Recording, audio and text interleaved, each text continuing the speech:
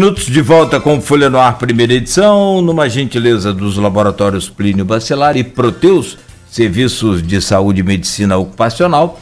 Aliás, esse evento vai acontecer amanhã, para quem está ouvindo o rádio aí, que é o encontro virtual, um webinário, né? Com a participação de dois ex-ministros, o Luiz Carlos Bresser Pereira e também do professor, dois professores, dois ex-ministros, o Cristóvão Buarque, e a Folha FM vai transmitir com exclusividade a partir das 16 horas. Voltamos neste bloco com o secretário de Agricultura de Campos, Aloísio, e um tema também muito importante, que é a classificação, a reclassificação, pode dizer assim, climática aqui da região norte fluminense. Voltamos com você, Aloísio. Só para complementar a informação aí, o seminário de amanhã na UENF, transmissão ao vivo pela Plena TV e aqui pela Folha FM, além do Cristóvão do Bresser, vai ser mediado pelo professor José Oreiro, economista da UNB, e coordenado pelo professor Hamilton Garcia, cientista político, colega aí de Almir lá na UENF. Almir, a gente deixou para esse bloco, reservou para esse bloco, a discussão do projeto do semiárido, né? O projeto de lei número 1440/2019, feita pelo então deputado federal Vladimir Garotinho, e que hoje tem aí dois deputados da região muito atuantes nele, que é a Clarice Garotinho, que embora tenha domicílio literal no Rio, é campista, família de Campos, né? E tem como relator o deputado federal Felício Laterça, que é campista, mas radicado, fez a vida em Macaé como delegado federal. Como é que está esse projeto? Quais são as expectativas? Não falo nem suas enquanto secretário, mas enquanto pessoa da área para esse projeto, não só para Campos, como para 22 municípios do norte e noroeste fluminense. Esse é o projeto mais importante que nós temos na pauta. Esse é um outro projeto. O prefeito Vladimir, como sempre, buscou na academia uma proposta, não esqueço disso, há uns 3 anos atrás. É um projeto da UENF, coordenado pelo professor Zé Carlos Mendonça, que caracteriza a região, não em termos de volume total da precipitação pluviométrica, que chega ano a 500, mas chega ano 800, se você comparar com Petrolina, por exemplo, que é 350, mas principalmente em função da distribuição da precipitação pluviométrica. Eu costumo dizer, brincando, mas é muito sério, que ou a gente morre afogado em Campos ou a gente morre de sede. É impressionante. Mesmo tendo toda a malha hídrica que cerca o município, com o Rio Tabapuana, Rio Muriaé, Rio Paraíba, várias lagoas, 1.500 quilômetros de canais, a gente tem uma dificuldade gigantesca de manter, motivo de muito conflito, todo esse processo, mas a gente tem praticamente zero de irrigação em Campos. Quase ninguém sabe o que é irrigação. Teve um colega que fez uma pergunta sobre isso. A gente não fala de irrigação. Então, esse é o projeto que eu conclamo como engenheiro agrônomo e não como gestor público nesse momento, de que os 42 deputados federais do Estado do Rio de Janeiro se juntem a ele. Porque ele traz uma perspectiva, não é que Campos vai entrar na Sudene, de trazer o famoso dinheiro novo. O Campos não vai resolver o seu problema se não trouxer recursos para financiamento da atividade agropecuária. E o projeto cria fundos para este propósito. Eu sou um obcecado, eu sou diretor da Sociedade Científica, Sociedade Brasileira de Fruticultura, no qual fui presidente durante 4 anos, e a gente trabalha em Brasília para que se crie fundos de financiamento da atividade agrícola por fruta. Os Estados Unidos faz isso. Então, lá em Linhares produz mamão, em Campos produz goiaba, maracujá, lá em Petrolina, uva, lá no Ceará inteiro, caju. E tem as organizações dos produtores. O que a gente quer? Que seja colocado recursos para os produtores devidamente organizados, bem organizados, auditados, recursos para que eles contratem projetos de pesquisa aplicada para a atividade fim. O que nós queremos? que Campos seja considerado, Campos não, o Norte Fluminense, uma condição adversa para a agricultura, o que é verdadeiro, diante da realidade brasileira, né? Porque nós temos umidade relativa muito alta, e isso é ruim, as pessoas falam, isso é ruim para a agricultura. Chover intensamente no momento, não chover no outro, é melhor não chover, como acontece em Almeria, na Espanha, na Califórnia, ou em Petrolina, no Nordeste brasileiro. Então, a gente está falando de SEASA, se fosse para elencar um projeto, é este. Mais um projeto da academia, que o prefeito Vladimir abraçou, transformou numa proposta de projeto de lei, que cria um fundo que traz recursos, que podemos buscar recursos, inclusive internacionais, para investir. Olha o quanto de recursos a gente chora todo ano para manter os canais de Campos em situação adequada, a Lagoa Feia, com todo o seu problema. Financiar consórcios de irrigação para ter um uso mais eficiente da terra, aumentando a produtividade e aumentando a qualidade do produto colhido.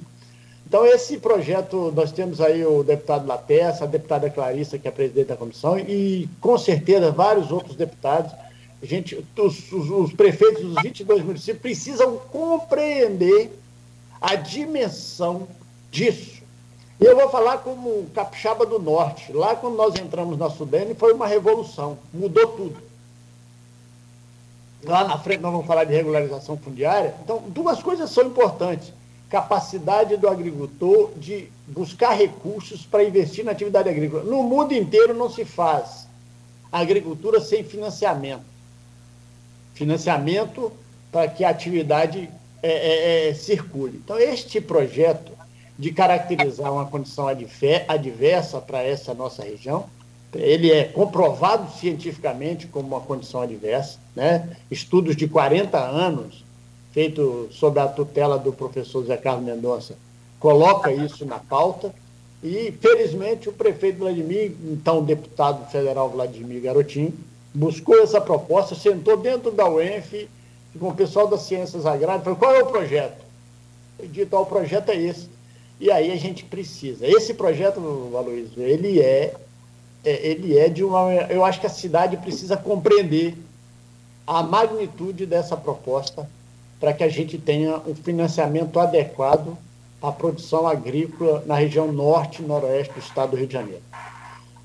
Uma pergunta aqui, feita no grupo de WhatsApp, do qual você, inclusive, participa do programa, o Almir, pelo Edmundo Siqueira, servidor federal, blogueiro da Folha. É pergunta extensa, o Edmundo faz perguntas extensas, né? Mas vamos lá. Almir, tramita no Congresso Nacional o projeto do então deputado Vladimir Garotinho, que propõe a classificação climática da nossa região como semiárido, com base no estudo do seu colega, que você citou aqui, o professor José Carlos Mendonça. Aí vem as perguntas. As discussões legislativas já prevê a criação de fundo específico para a região? Existe risco de termos que disputar recursos com os estados do Nordeste que possuem esse clima? Acredito que um dos principais benefícios da lei seria a criação de linhas de crédito subsidiadas para irrigação e produção. Os bancos públicos já estão envolvidos nas discussões no Congresso para que as condições práticas, depois da aprovação da lei, já estejam lá desenhadas? Bom, o Edmundo, como todo acadêmico, intelectual, as perguntas são longas e as respostas nossas, às vezes, costumam ser longas também, né? Mas a pergunta é muito rica nesse sentido. Primeiro, a proposta propõe a criação de um fundo de desenvolvimento em função da característica. Segundo, não há, e é o entendimento de quem comanda o projeto, inicialmente o prefeito Vladimir, e a atuação consistente do vice-prefeito Frederico Paes, que sabe da importância disso, hoje a prefeita Clarissa, é de que nós não estamos em competição com os recursos da Sudene. Os recursos da Sudene atendem o Nordeste brasileiro e assim deve continuar. Tentar entrar lá para dividir aquele bolo não é uma boa estratégia, porque nós vamos enfrentar um conflito com os nordestinos que estão fazendo a diferença, porque quando é para a região Nordeste, os municípios, os estados, os deputados e a bancada se juntam e vai brigar lá dentro. Mas eles se juntam. É por isso que eu estou falando a necessidade de nossos prefeitos, nossos vereadores e principalmente nossos deputados federais se juntarem a essa proposta. Então, a proposta propõe a criação de um fundo. E a proposta não propõe divisão de recursos já destinados ao Banco do Nordeste e à Sudene. Terceiro, o Edmundo tem a razão, e é isso, é dinheiro. Se nós não trouxermos dinheiro para financiamento da atividade agrícola, nós não vamos caminhar. Esqueça, nós vamos continuar capengando, né, vamos dizer assim. E sobre bancos, eu vou até responder essa pergunta, Edmundo, mais à frente, quando a gente falar de regularização fundiária, porque não há necessidade hoje de chamar banco. Quando tem dinheiro para financiamento e que o agricultor esteja habilitado para recebê-lo, o banco vem naturalmente, né?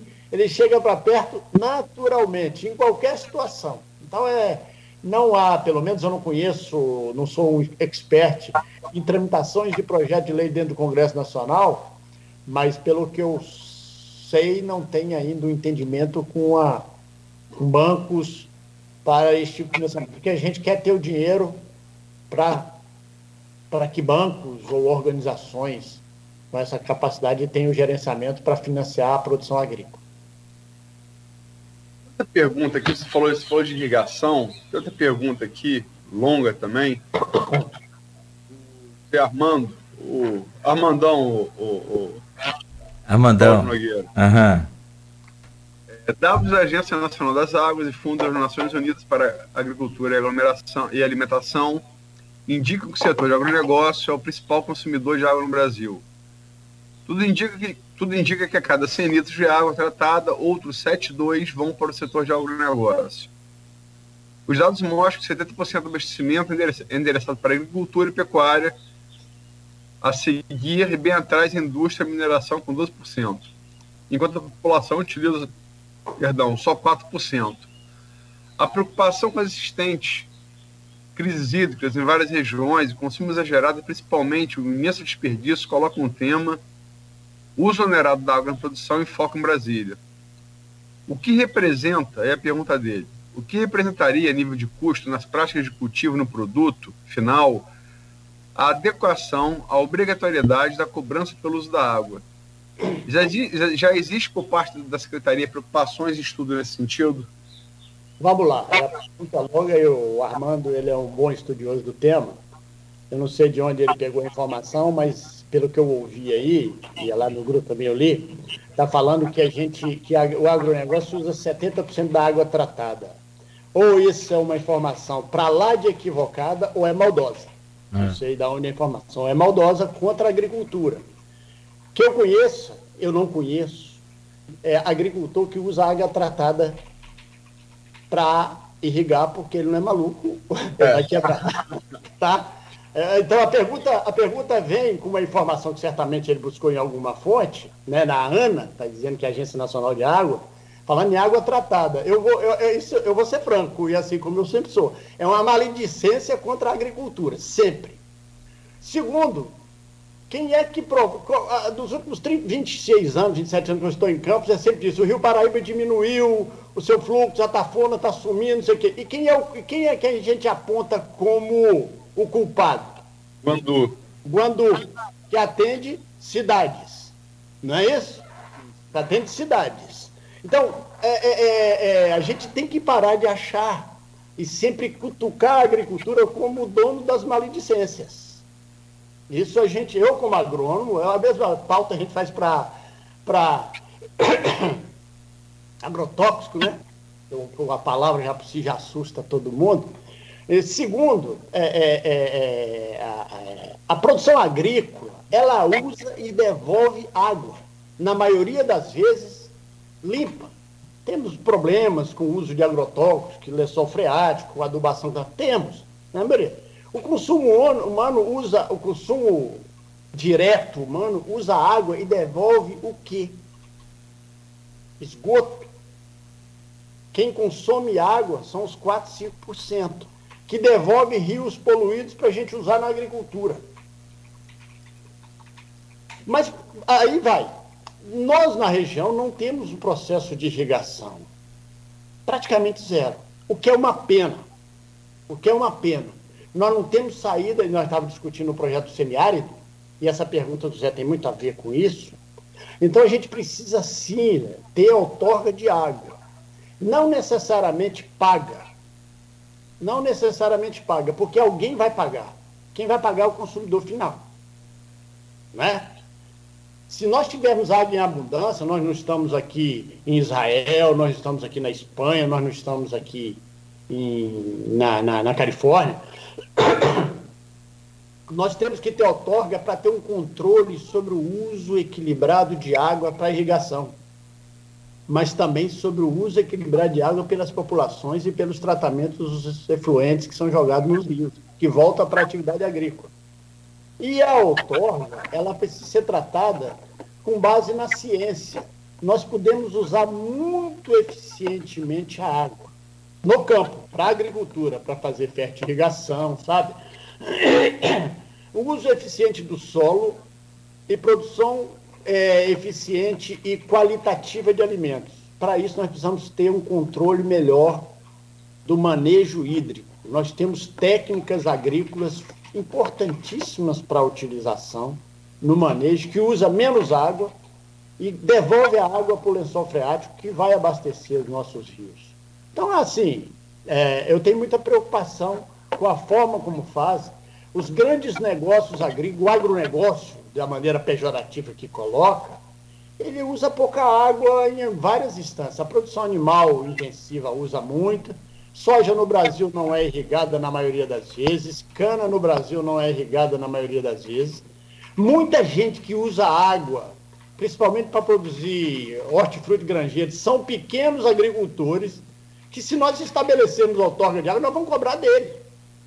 Ele já usa e já anda num sistema difícil.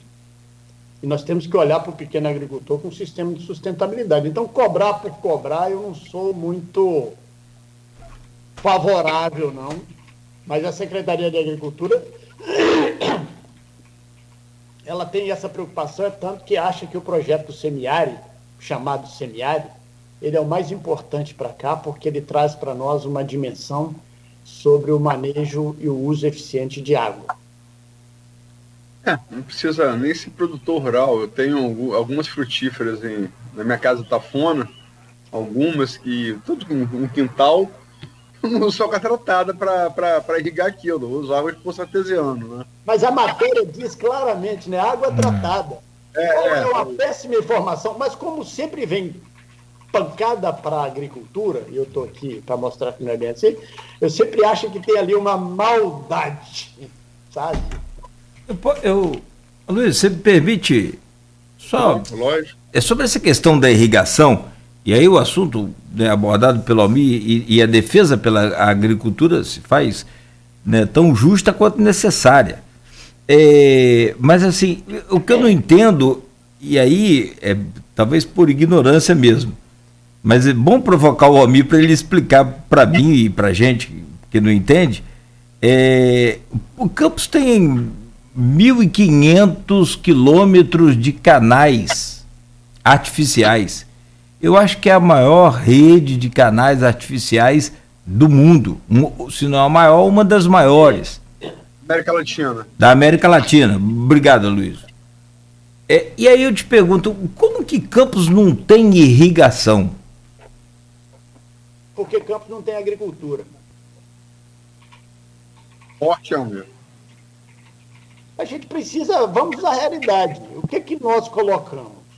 Nós temos aí uma atividade ainda bastante incipiente para a agricultura. Onde é que está a tecnologia? Sabe? A tecnologia de aplicação. A gente pauta a agricultura em Campos em trator. Desculpe a franqueza, mas a gente acha que um trator resolve o problema, né, da agricultura. E cadê a assistência técnica? Né? A manutenção dos canais, que já gastou muito dinheiro, ela é mais para manter o nível da lagoa feia do que para a produção agrícola. Muita gente faz alguma coisa de maneira bastante incipiente.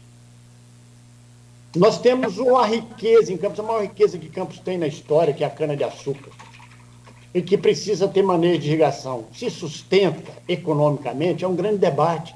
Porque nós temos 90% ou 80% quem planta cana em número de pessoas são pequenos agricultores. Eu tenho que ficar respondendo aos meus colegas de outros estados, quando eu assumi o cargo, resolve o problema dessa monocultura do latifúndio campista. As pessoas não conhecem Campos, eu acho que nem o campista conhece mais o campo de Campos.